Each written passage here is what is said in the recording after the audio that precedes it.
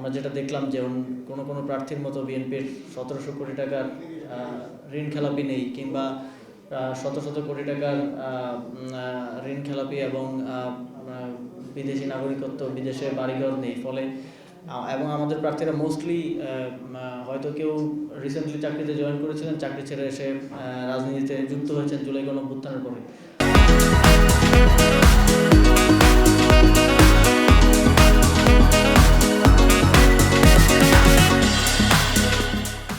আমরা আজকে অফিসিয়ালি জাতীয় নাগরিক পার্টির যেই নির্বাচন পরিচালনার জন্য এবং আমাদের প্রার্থীদের নির্বাচন পরিচালনার জন্য যেই অর্থের প্রয়োজন, সেই অফিসিয়ালি ক্রাউড ফান্ডিংটা আজকে শুরু করছি।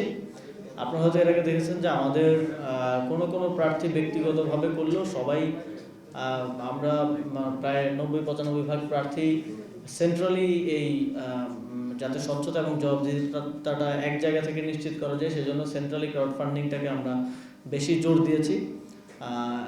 এবং এটার মধ্যে আমরা অপশন রেখেছি যে আপনি চাইলে জাতীয় নাগরিক পার্টিকে ডোনেট করতে পারেন, চাইলে আমাদের যে কোনো স্পেসিফিক প্রার্থীকে যাকে আপনার পছন্দ তাকে ডোনেট করতে পারেন।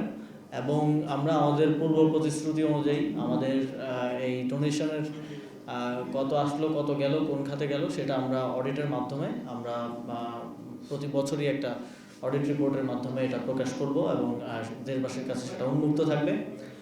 যখন আমরা নিজেরা জবাবদিহিতার কথা বলি, যখন স্বচ্ছতার কথা বলি এবং সেটাকে আমরা রাজনৈতিকভাবে এবং সামাজিকভাবে অন্যান্য দলগুলোর এই বিষয়গুলো নিয়ে যখন আমরা কথা বলি, ইসির স্বচ্ছতা জবাবদিহিতা নিয়ে যখন আমরা কথা বলি, একই সাথে আমরা এটাও নিশ্চিত করতে চাই যে শুধু বিরোধিতা কিংবা অন্যেরটা চোখে আঙুল দিয়ে দেখে দেওয়া নয়, আমরা নিজেদের স্বচ্ছতা এবং জবাবদিহিতাটাও প্রমাণ করব একই সাথে।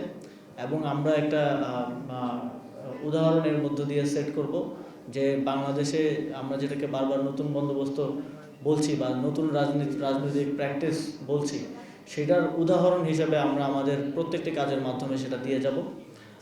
আপনারা দেখছেন যে আমাদের প্রার্থীরা ইতিমধ্যেই বিভিন্ন অভিনব এবং ক্রিয়েটিভ কায়দায় মাঠে কাজ করে যাচ্ছেন।